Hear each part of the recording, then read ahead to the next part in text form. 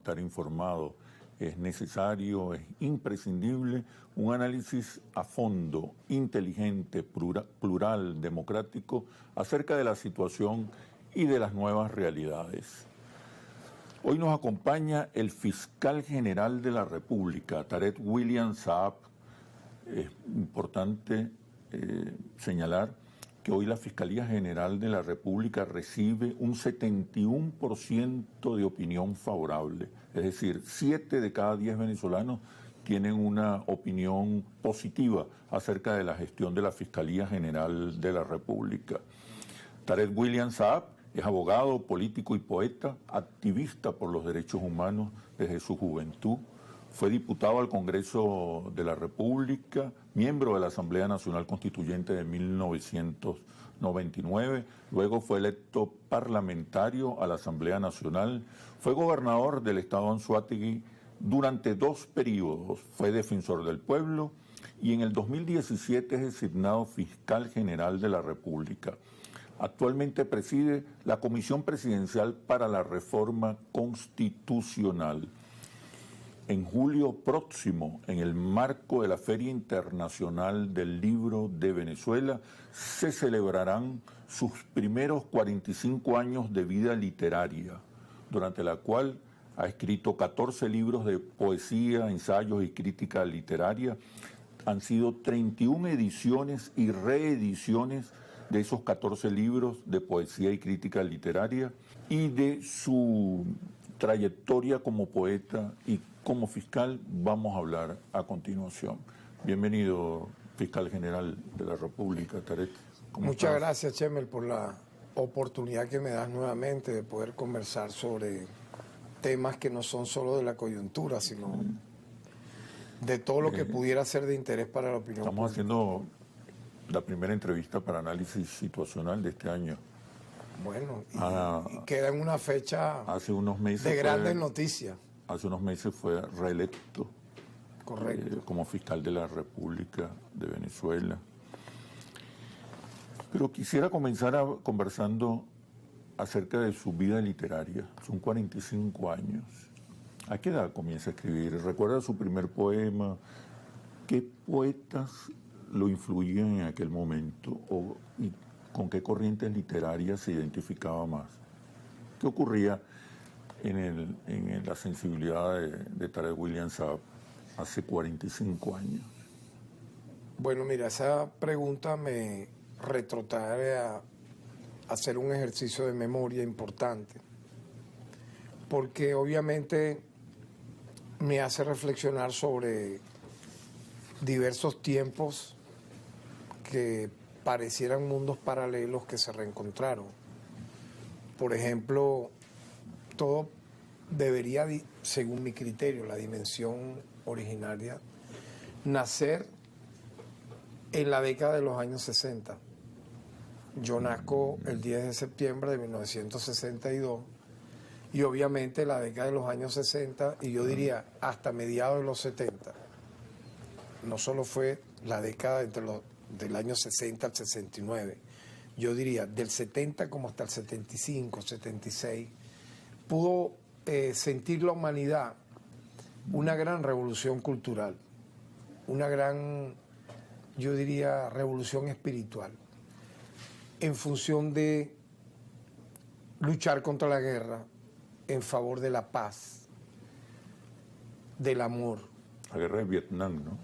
En contra de la guerra de Vietnam, que fue una catástrofe en aquel momento sin precedentes, que tuvo una respuesta de la juventud estadounidense y mundial inmediata y que repercutió en América Latina. Sí. Obviamente la vuelta también al orientalismo fue como un regreso a filosofías orientales de las cuales en Occidente no se hablaba, como por ejemplo el budismo, ¿no?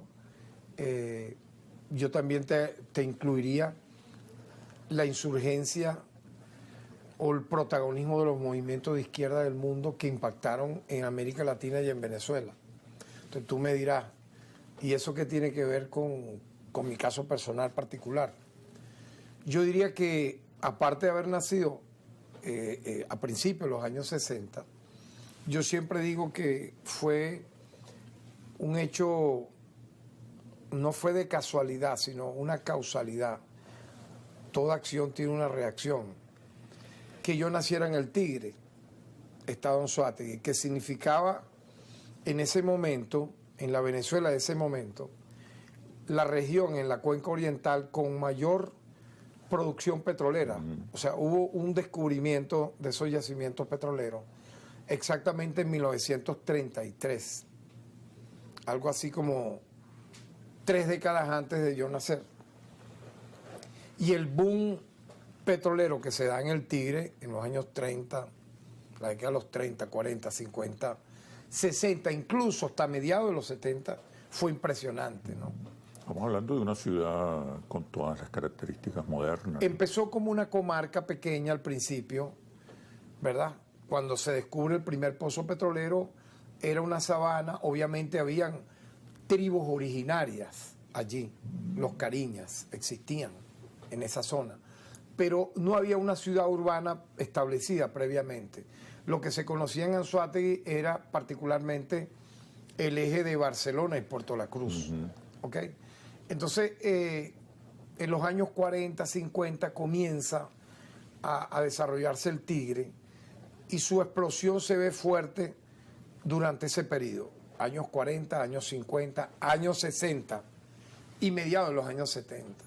Una empresa poderosísima, transnacional petrolera, la Creole, que se encargó de explotar y yo diría saquear todo el petróleo habido y por haber en esa zona de la Mesa de Guanipa, porque era la época en que las transnacionales petroleras estadounidenses se llevaban el 99% de las ganancias de la riqueza petrolera venezolana y le dejaban el 1% si acaso a nuestro país. Obviamente todo ello cambió a raíz de la llegada al poder de Hugo Chávez, cuando se da el tema de las empresas mixtas, etcétera. Pero independientemente de ello, de ese saqueo al cual te hago mención, ¿quiénes llegaron al Tigre en ese momento? Estado Anzoátegui. ¿Quiénes llegaron? Aparte de venezolanos de todos los estados, particularmente de Margarita, particularmente yo diría en mayor número de margariteños, a trabajar en la Creole, en las empresas petroleras gringas, ¿no? Pero aparte de ciudadanos estadounidenses, había europeos como italianos, portugueses, españoles, había árabes, comunidades árabes inmensas, particularmente libaneses y sirios. Había comunidades griegas, de griegos, de Grecia, pocas, pero la había. Habían chinos, entonces, como tú te imaginarás, o sea, el Tigre era una metrópoli, a pesar de lo apartado, una zona de encuentro. Mezcla. Sí, porque tú para ir a Ciudad Bolívar, para ir a Guayana, tenías que pasar obligatoriamente por el Tigre. Y la frontera que tenía el Tigre era, entre otros estados, como ya te mencioné, Bolívar, Guárico, si te vas por el eje de Pariaguán. ¿Cómo impacta la explotación petrolera en un joven de 15 años con sensibilidad política? Allá iba. Entonces yo tengo que hacer ese recuento porque el hecho de, bueno, es la interpretación que yo le doy, el hecho de yo haber nacido en el Tigre me permitió, por ejemplo, tener acceso directo sin estar viviendo en Caracas. Eso de que Caracas es Caracas, lo demás es Monteculebra, siempre tiene un entrecomillado. Eso es algo más bien sectario del caraqueño, urbano. Porque fíjate, lo que te estoy mencionando pudiera haber tenido un parangón con Ciudad Ojeda en el Zulia, pero yo creo que el Tigre fue mucho más emblemático, a un punto tal que Miguel Otero Silva se inspiró para escribir una de sus novelas emblemáticas que habla del tema petrolero, que se llama Oficina Número 1, que yo diría es una saga posterior a Casas Muertas, que te habla de la caída de un pueblo rural, ¿cierto? Y en cambio, Oficina Número 1 es el boom petrolero, que el auge que te da para el nacimiento de una ciudad, que en este caso es el Tigre. Entonces, obviamente, entonces fíjate, allí, en mi infancia, yo estudié en el Colegio Simón Bolívar, un colegio privado, primaria, que fundó un español, imagínate tú, un español exiliado, pues republicano español, el profesor Félix, me acuerdo, estaba casado con una gran maestra, que fue mi maestra de primer grado, Paquita. Entonces, fíjate, yo estudié de kinder hasta sexto grado en esa escuela. ¿Y quiénes eran mis compañeros de clase, entre otros? ¿De qué nacionalidades eran? Yo los recuerdo, o sea, árabes, chinos, griegos, había hijos de portugueses, de italianos, de españoles. Todos en el mismo salón de clase, y obviamente venezolanos, obviamente. La gran mayoría venezolanos criollos puros. Pero eso existía allí y digamos que esos primeros años de la década de los 60 forjaron, por eso la infancia es tan importante y por eso la educación tan básica, elemental, trascendental que tiene que ser forjar un niño sano, con valores culturales, con valores familiares tradicionales, inculcándole incluso pensamientos humanistas, espirituales, desde que nace, ¿verdad? ¿Por qué? Porque mi formación, aparte de esto que te menciono, de haber nacido en una ciudad como la que te refiero, que El Tigre, aparte de ello, es mis padres inmigrantes libaneses, de una formación de izquierda, naceristas, admiraban mucho a Yamal Abdel Nasser. Yo he mencionado esto, yo de niño veía como mi padre, de forma religiosa, diariamente escuchaba Radio Habana Cuba en un transistor, un radiotransistor. Los discursos de Fidel, las noticias, diferentes a las que podía transmitir la radio y la prensa y la televisión de la época. Porque las redes sociales actuales, dominantes en el mundo, antes era particularmente la radio, los periódicos y las televisoras nacionales, que eran pocas, ¿no? En aquel tiempo. Entonces, de pronto habían dos televisoras comerciales, que era particularmente RCTV y Venevisión. Por cierto, fíjate tú que el noticiero de RCTV eran tan pro-yanquis y lacayos que se llamaba El Observador Creole. Llamado Pernía era el que daba la noticia. O sea, imagínate tú, El Observador Creole, porque lo que financiaba era esa empresa petrolera, era el patrocinante, ¿no? Entonces, mi infancia transcurre en medio de todo ello y mi adolescencia, obviamente.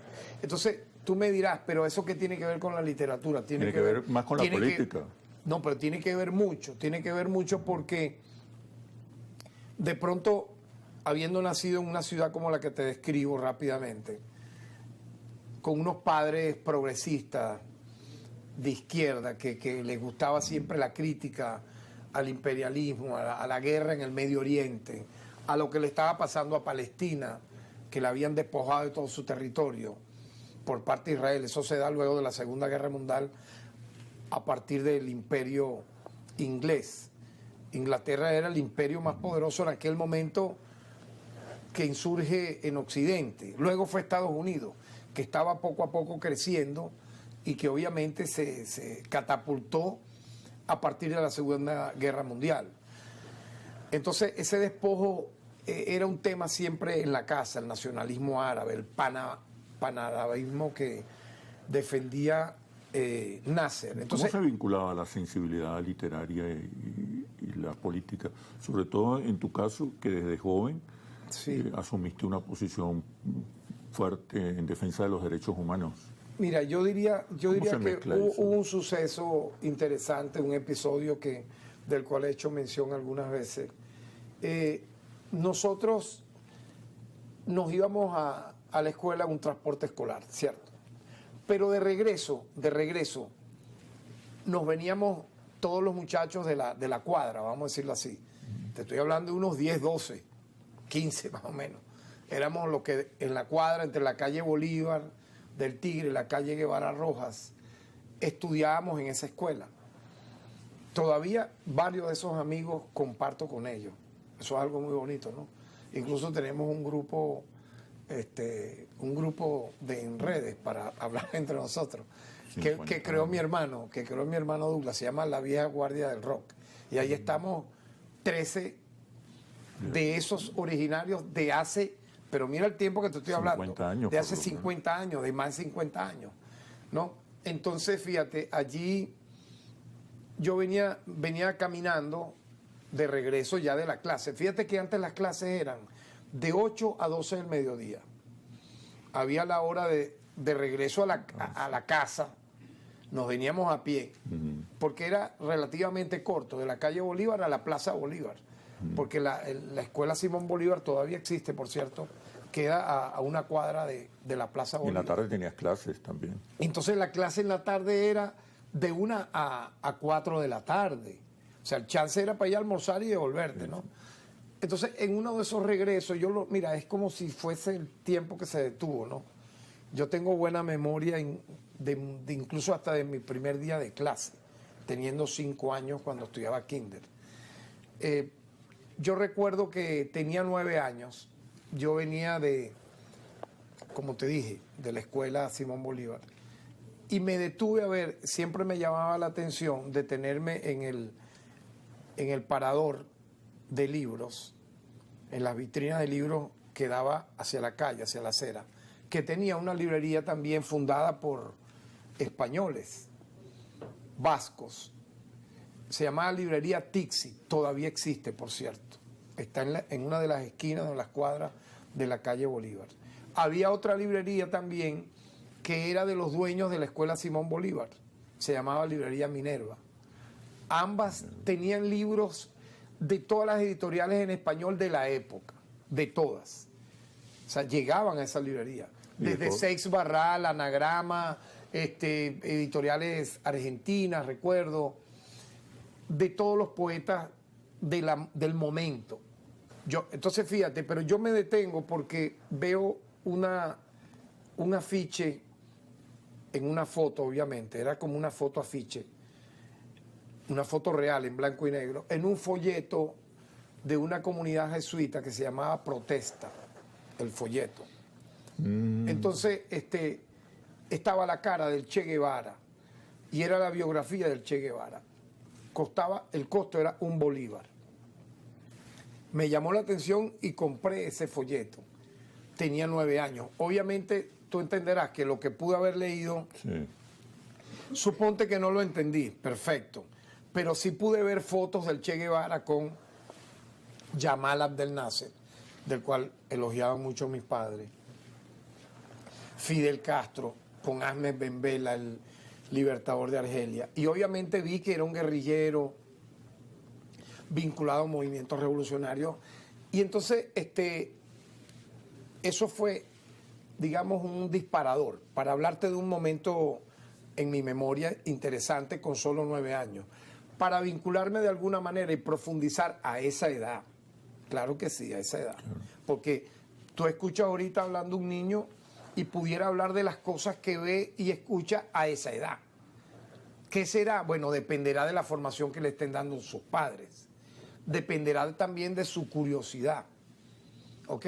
Entonces, dentro de mi curiosidad y la formación que iba viendo yo en mi hogar, yo me detuve a leer, me interesó la lectura. Pero eso fue increciendo, digamos que de pequeños folletos, porque también uno leía los clásicos. Los cómics de la época, que sí, qué sé yo, ponte tú Astro Boy, creo que era. Otro era Lorenzo y Pepita. No existía Condorito todavía. Tienes buena memoria. Entonces, pero fíjate, ya eso fue interesante en mi primaria para cuando entro en el liceo. Yo cuando entro en el liceo preferí estudiar entonces en el Liceo Alberto Carnevali, un liceo público, el ciclo diversificado, de primero a tercer año, y luego el liceo básico, un ciclo básico. Luego el diversificado de cuarto y quinto fue en el Liceo Briceño Méndez. Entonces yo comienzo allí una carrera de carácter de lucha estudiantil. Cuando me eligen delegado estudiantil en mi salón, era primer año A. Luego vuelvo a ser electo en segundo año A y en tercer año C integré el Consejo General de Estudiantes 12, 13 con años. 14 años. Eso está escrito y eso está biografiado de manera metódica porque incluso hay gente que ha escrito sobre eso en los diarios de la época. Por ejemplo, el diario Antorcha del Tigre. ¿Quién lo fundó? Edmundo Barrios, nacido en Ciudad Bolívar, se vino al Tigre, funda ese diario, que fue el decano de la prensa de todo Oriente. Edmundo Barrios incluso fue una influencia positiva en mi vida. Él llegó a ser diputado por el antiguo movimiento al socialismo, diputado al Congreso. Yo fui también diputado al Congreso. Cuando estaba leyendo mi biografía, se te pasó esa parte, ¿no? En el año 98, sí. el último Congreso bicameral, yo pude asistir y verlo, ¿no? Sí, fueron unos pocos meses que estuvimos allí, existía Cámara de Diputados y Senadores. Pero ¿qué te quiero confesar con esto? Que ya cuando entro a estudiar cuarto año, con solo 15 años, tuve la oportunidad entonces de participar en un festival folclórico. Tú me dirás, bueno, ¿y tú eras cantante? No, no era nada cantante, y menos en música llanera. Pero me inscribí en ese festival, ¿verdad? Y la canción con la cual participé, para que vean la influencia que había en el momento, era Canción para los Valientes de Ali I, una canción dedicada a Allende, en contra del golpe fascista en Chile. Entonces, un compañero de clase de cuarto año, buen amigo, tocaba la guitarra, por cierto, le dio tanto nervio que terminó machucándola, pero llegué de último, no importa. ¿Quién cantaba tú? ¿Tú cantabas? Yo cantaba. ¿Y qué tal? De último. Yo creo que canté bien, pero como era un festival folclórico, esa era una canción de protesta, no me eliminaron, o sea, ni siquiera... ¿Te eliminaron por la voz o por la letra de la canción? Yo creo que por la letra de la canción, porque no tenía nada que ver con la lancha Nueva Esparta o con una canción de Eneas Perdomo, una canción llanera. O sea, sin embargo, mira esta, vamos a decir, causalidad, no casualidad. Como te dije, todo tiene una acción y reacción. Por eso yo creo en el karma positivo. Hay que hacer cosas buenas para que las reacciones sean buenas. Porque si haces cosas malas, las reacciones serán malas. Tus autores, tu primer poema, ¿qué? Pero es que tiene que ver con lo que te comento ahorita, porque allí estaban unos muchachos que eran del PRB Ruptura, el partido de Douglas Bravo. Porque fíjate, nosotros estábamos en un escenario y entonces habían sillas para los profesores y para el público, bueno, había público parado. Allí habían dos muchachos del PRB, Yamil Acero y Alfredo y Rafael Silva, el zurdo. Un día después, ponte tú a ese festival, Yamil Acero me contacta, él estudiaba cuarto año también, y me dice que me habían visto cantar y que les interesaba hablar conmigo, pero sobre un tema político. Algo así como para, eso se decía así, para captarme para ingresar a una organización revolucionaria, es lo que yo entendí. Entonces él me dice, luego te voy a decir el día en que vas a hablar con la persona. Y se desapareció. A los días fui a la biblioteca, él mismo me lleva, y hablé con Rafael Silva y me invitó directamente ya a militar en uno de los frentes sociales de ruptura, que era el Frente Popular Estudiantil. Entonces allí fue donde yo comienzo a militar en el PRB Ruptura de Douglas Bravo. Eso influyó enormemente en mi literatura, en mi cultura, en mi militancia revolucionaria, porque el PRB Ruptura, o sea, el PRB era el aparato clandestino, todavía no había salido Douglas Bravo a la lucha pública social, él sale en el año 79 y yo te estoy hablando del año 77. Existía un periódico que se llamaba Ruptura, donde habían temas culturales. El movimiento Ruptura tenía un frente social cultural que era el movimiento de poderes creadores del pueblo Aquiles Nazoa. Tenía frentes juveniles liceístas, frentes campesinos y tenía comité de defensa de los derechos humanos. Entonces yo me vamos a decir, me motivo a estar en un comité de defensa de derechos humanos. ¿Cuántos éramos? 2, 3, no importa, pero bueno, igual pedíamos la libertad de los presos políticos, hacíamos misas, hacíamos pintas pidiendo la libertad. Me recuerdo de Diego Salazar Padre o los presos del cuartel San Carlos. Entonces, toda esa motivación que te menciono fue como el cierre de un primer ciclo. ¿Por qué? Porque ya yo tengo 15 años, pero previo a eso, fíjate, ¿por qué canto yo la canción de Ali I en ese concurso? Porque, así como te dije que el Tigre tuvo ese boom comercial, incluso a nivel de maní, la siembra de maní, aparte de la explotación petrolera, aparte del comercio, de todas estas personas que te menciono de tantas nacionalidades. Tuvo también un apogeo cultural, había una casa de la cultura, la Casa de la Cultura del Tigre. A finales de los 60 y principios de los 70, existía con un taller libre de arte de pintura, con talleres de literatura. Entonces, en medio de toda esa vorágine, existía también el amor a la música. En las radios que eran AM, se podía escuchar rock, el rock and roll de la época. Los Beatles, los Rolling Stones, sí se oían en las radios, incluso en las rocolas, Tú sabías eso, que con un medium real tú ponías ahí estaban esas canciones. Ahora, ¿por qué estaban? Porque era lo que estaba de moda en esa época, vamos a estar claros. Es como que ahorita, como un niño escucha, lamentablemente, las canciones muchas veces con letra infame, el reggaetón. ¿Lo escucha, sí o no? Lo escucha. Entonces, cuando yo cuento que de niño yo escuchaba el rock, la gente, ¿pero cómo va a ser? Pero si eso era lo que escuchaba en la radio, eso era lo que vendían en los cassettes, en los long play. Había así como había en esta librería que te menciono, había también una discotienda, me recuerdo, la discotienda de Alicia, una compañera, amiga, a la cual todavía tengo, digamos, comunicación. Bueno, mira, allí tú conseguías todos los discos, tanto de boleros como de rock and roll nacional. Yo, por ejemplo, compré el primer disco de Paul Gilman, me recuerdo, era Arcángel, se llamaba Resistencia Latinoamericana. Yo tengo ese disco, es del año 76.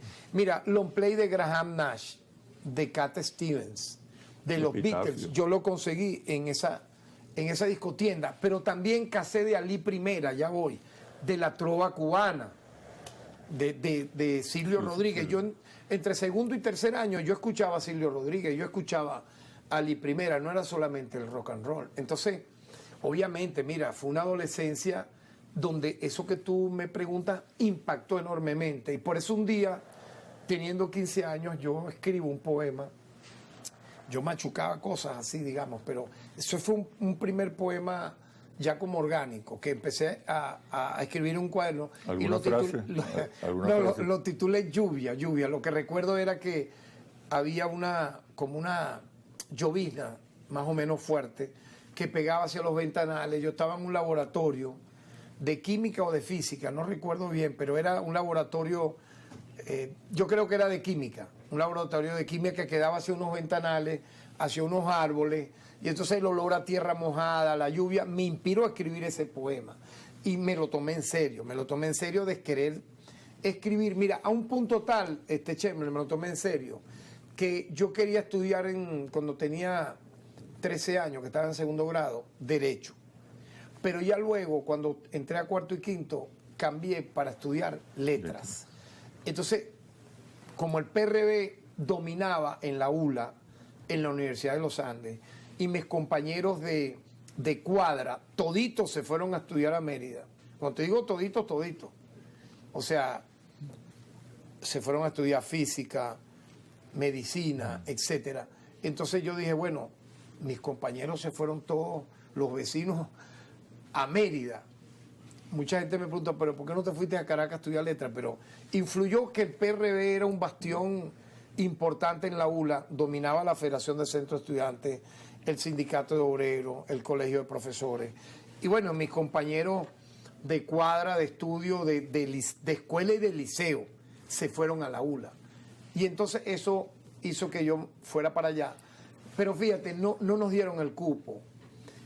Y entonces fundamos el Comité de Bachilleres sin Cupo de la ULA. Te estoy hablando noviembre, diciembre de 1981.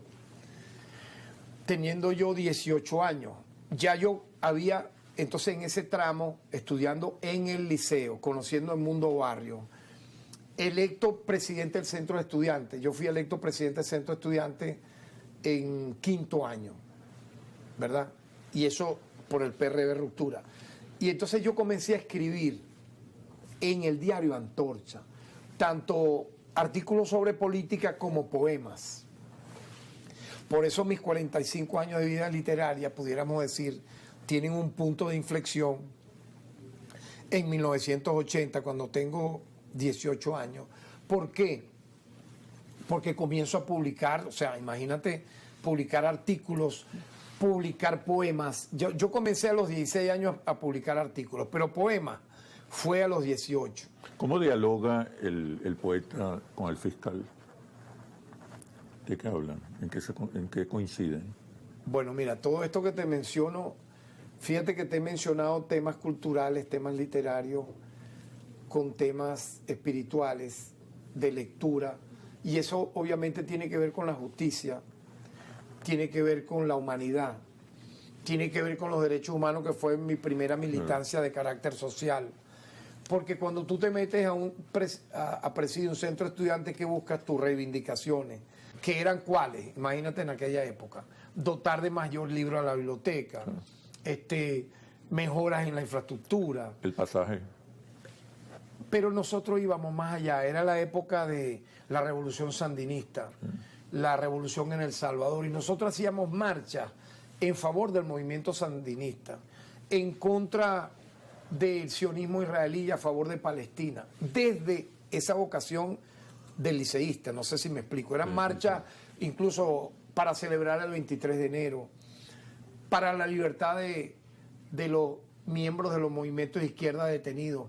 Entre ellos yo recuerdo que estudiando tercer año, teniendo 14 años, en la propia librería Tixi me llamó la atención un libro que se llamaba Después del túnel, escrito por Diego Salazar Padre, que te hablaba de la fuga del cuartel San Carlos. Porque a Diego Salazar Padre, que era del PRD, lo detienen por presuntamente cooperar con la fuga del cuartel San Carlos. Y él dentro de la cárcel escribe el libro.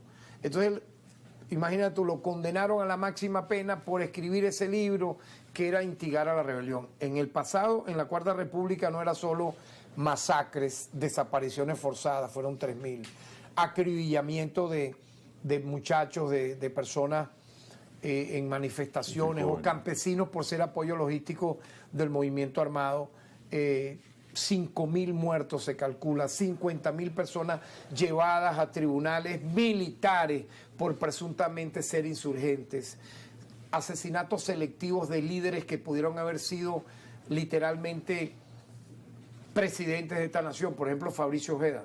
¿Tú crees que la orden que da Raúl Leone de matar a Fabricio Ojeda, que era el líder de izquierda más importante de los años 60, el 21 de junio de 1966, previamente a eso Fabricio Ojeda había sido el diputado al Congreso de mayor votación en el año 59, luego él se va a las guerrillas, él manda una carta de renuncia al Congreso y milita en el PCB, está en el Frente Guerrillero en la Zulita, pero luego funda con Douglas Bravo y Francisco Prada Barazarte y Ángel Márquez el Partido de la Revolución Venezolana, el 21 de junio de el 23 de abril de 1966, y lo asesinan el 21 de junio de 1966, lo ahorcan luego de torturarlo. Sí. Entonces, eran los asesinatos selectivos que pudimos ver con Jorge Rodríguez Padre, que fue detenido salvajemente, torturado hasta morir.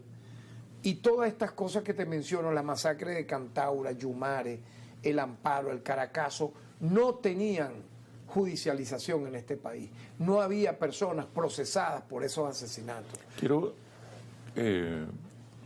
cerrar un poco este capítulo sobre tu vida literaria y en el próximo segmento comenzar a hablar de lo que acabas de mencionar, a la aplicación de la ley de enemigos extranjeros que acaba de aplicar. Sí. Una ley vetusta, una ley del siglo XVIII. Tiene más de 200 años. Estamos hablando de una judicialización de la geopolítica. ¿Es esto una herramienta geopolítica o más bien judicial? ¿A qué nos estamos enfrentando con este episodio de utilizar una ley del siglo XVIII, como decía, anacrónica, que no tiene ningún sentido en la actualidad, ¿Cómo podemos evaluar esta ley en el contexto de las amenazas que se presentan? Eso para el segundo segmento, para ahorita. Para el segundo segmento. Tengo que ir a comerciales. Ok, muy bien. Ya venimos.